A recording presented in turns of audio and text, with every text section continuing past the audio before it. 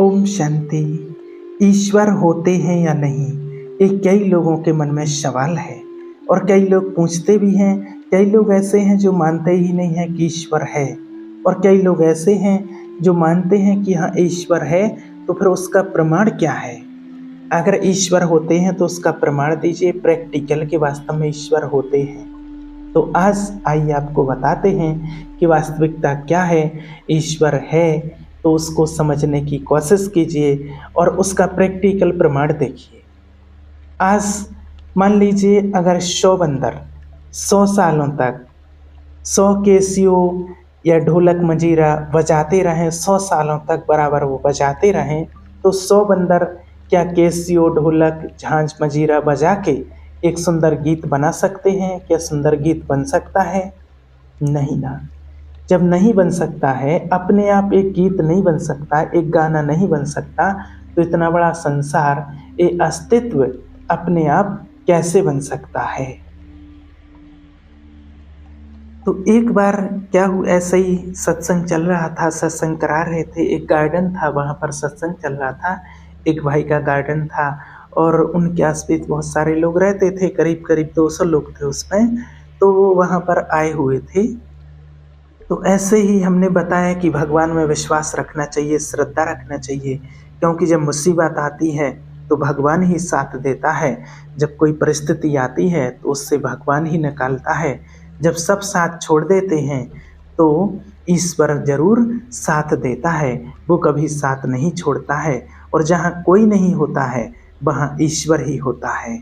जब इस प्रकार से हमने बोला, वो बात चल रही थी, जब ये बात बोली तो उसमें से माने एक लड़का खड़ा हुआ और वो कहता है कि तुमने कभी अनुभव किया है कि भगवान होता है? और जब तक अनुभव नहीं किया है तो कैसे माने? और जब तक अनुभव नहीं करेंगे तो मानेंगे कैसे? ना मान सकते हैं कि ईश्वर होता है। और वो कहता है कि तुमने अनुभव किया है? तो हमने बोला कि हाँ अनुभव किया है हमने तो ईश्वर का, कि हाँ ईश्वर होते हैं। लेकिन उसने बोला कि हमने नहीं किया है, तो हम कैसे माने कि ईश्वर होते हैं? कैसे मान सकते हैं कि ईश्वर होते हैं? और आप कैसे इतने विश्वास के साथ कह सकते हो कि हाँ ईश्वर होते हैं? अब थोड़ी देर तक तो चुप रहे, उसके बाद फिर हमने उसको जवाब दिया, पलट के उससे पूछा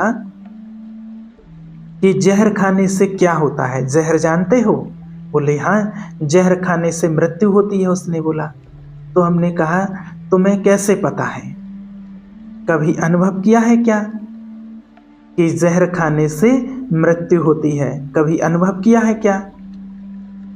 तो वो कहता है नहीं, हमने तो अनुभव नहीं किया है। फिर हमने बोला पता कैसे है आपको? तो वो कहता है कि जिसने खाई उसकी मृत्यु हो गई, वो मर गया, बचा नहीं है जिसने जहर खाया है। और डॉक्टर कहते हैं, इसलिए उनकी बात को मानते हैं। तो हमने कहा जो मर गया है उस पर विश्वास कर सकते हो, जो डॉक्टर है उस पर विश्वास कर सकते हो। तो आज दुनिया में इतना वेद पुराण ग्रंथ है, ना जाने ऐसे कितने बता रहे हैं कि कोई तो है अनुभव नहीं किया है। आपने अनुभव नहीं किया है तो इसका मतलब ये तो नहीं कि आपने अनुभव नहीं किया तो किसी ने अनुभव नहीं किया। इतने सब लोग बताते हैं, ऋषि मुनि, वेद शास्त्र आदि सब। तो फिर 200 लोगों का प्रोग्राम था, उसमें से करीब करीब 90, 190, 95 लोग तो वहाँ पर समझ गए कि हाँ बात तो सही है। अब क्या होता है कि वो जो 5-10 लोग बचे हुए थे, वो लोग कहने लगे कि ये तो बात ठीक है, ये तो गीता ज्ञान अच्छा है और अच्छा लगा है।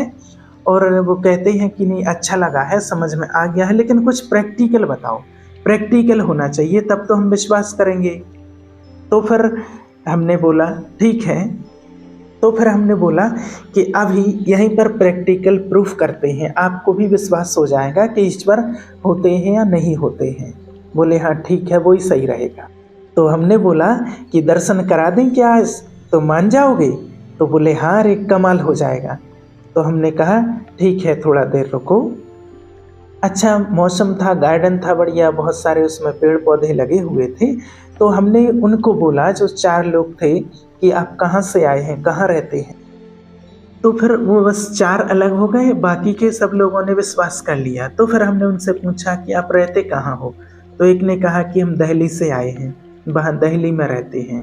तो दिल्ली में कहाँ रहते हैं? बोले अपार्टमेंट है और फ्लैट में रहते हैं। तो हमने कहा कौन से फ्लोर पर, कहाँ पर रहते हैं? तो उन्होंने कहा हम 5th फ्लोर पर रहते हैं, 5वें माले पर रहते हैं। तो हमने कहा चलो अच्छा है। तो हमने कहा पक्का हाँ वहीं पर रहते? बोले हाँ पक्का, हम 5वें फ्लोर पर ही रहते हैं। तो फिर हमने पूछा उनसे कि नहाते कैसे हैं? तो फिर वो बोले बड़े अजीब सा सवाल पूछ रहे हैं, नहाते कैसे हैं? और इसमें नहाने और भगवान वाली बात में इसमें क्या, कहाँ से आ गई बात? तो फिर हमने कहा बताइए तो सही। उसने कहा सीधी सी बात है, बाथरूम में जाते हैं और शावर से पानी आता है और उससे नहाते हैं। तो हमने कहा पानी शावर में से आता है? साफ, लेकिन उसने कहा आता तो शावर में से, लेकिन पीछे टंकी का होता है। तो हमने कहा टंकी का होता है? तो बोले नहीं टंकी का नहीं होता है, नीचे टैंक होता है। पहले टैंक में पानी जमा होता है और माना भर जाता है उसमें, और फिर 5वें फ्लोर पर एक टैंक रखा हुआ है 1000 लीटर का, और वहाँ पानी इकट्ठा होता है और वहाँ से पाइप के थ्रू फिर बाथरूम में आता है। तो फिर हमने बोला जो नीचे टैंक है, पानी जो स्टॉक होता है, वो नीचे के टैंक से ऊपर के टैंक में पानी जाता कैसे है? बाल्टी बाल्टी लेके जाते हो? तो फिर कि भाई बाल्टी बाल्टी लेके क्यों जाएंगे, नीचे मोटर लगी है, मोटर चलाई और नीचे से पानी ऊपर के टैंक में भर जाता है। तो हमने बोला कि मोटर क्यों लगानी पड़ती है, मोटर क्यों लगाई है? तो वो कहने लगे कि बिना मोटर के पानी ऊपर जाएगा कैसे, इतना प्रेशर थोड़ी होता है कि 50 फीट ऊपर चला जाए। तो फिर हमने कहा कि यही तो हमें सुनना था आपसे। तो वो कहने लगे कि आपका मतलब क्या है कहने का? तो फिर हमने उनको बताया वहीं गार्डन में नारियल के पेड़ लगे हुए थे, और उनसे बोला कि नारियल का पेड़ लगा है और ये 50 फीट के ऊपर नारियल लगा हुआ है इसमें, और उसके अंदर पानी है। अब आप मोटर ढूंढो कि कौन सी मोटर है जो ये पानी ऊपर लेकर के जाती है और उस नारियल में पानी भर देती है। कौन है वो जो नीचे से 50 फुट नीचे से पानी ऊपर ले जाता है और 50 फुट ऊपर नारियल लगा हुआ है और उस नारियल के अंदर वो पानी भर देता है? तो वो कहते हैं कि बात तो ठीक है। तो फिर उनमें से मान गए 2 और मान गए, बस 2 बचे हुए थे। 2 बोले विश्वास तो हो गया है, लेकिन थोड़ा और कुछ बताइए, प्रैक्टिकल प्रमाण। तो उनको देखा हुआ था, वहाँ पर वो जिम करते थे और वहीं पर स्विमिंग पूल बना हुआ था, तो उसमें नहाते थे और वो नहा रहे थे। तो उनसे पूछा कि हमने आपको अभी थोड़ी देर पहले देखा था, आप जिम करने गए थे, जिम कर रहे थे, तो वहाँ पर आप ऐसे ही माना माथे में एकदम हाथ घुमा रहे थे, कभी रूमाल घुमा रहे थे, कभी रूमाल से पोंछ रहे थे। तो उनसे पूछा कि क्या कर रहे थे आप? तो फिर उन्होंने बताया कि सर यहाँ पर जब हम जिम करते हैं, मेहनत होती है तो पसीना निकलता है। तो हमने पूछा कि वो पसीना कैसे निकलता है? बोले छोटे छोटे छिद्र होते हैं और उनमें से पसीना निकलता है। तो उसमें से पसीना निकलता है, जब मेहनत करते हैं तो पसीना बाहर आता है उन छोटे छोटे छिद्रों में से।